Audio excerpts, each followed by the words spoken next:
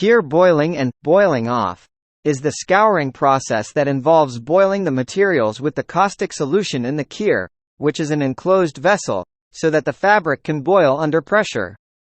Open kiers were also used with temperatures below 100 degrees Celsius, at atmospheric pressure.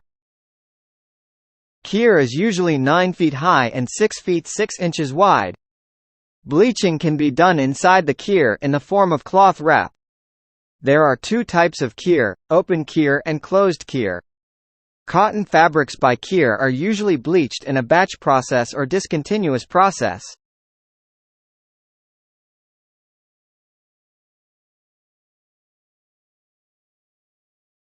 Pressure kiers are cylindrical vessels specially designed to carry out scouring of cotton in rope form. Kiers may be open where scouring is carried out at the boil at atmospheric pressure, or may be closed to carry out scouring at high temperature and pressure.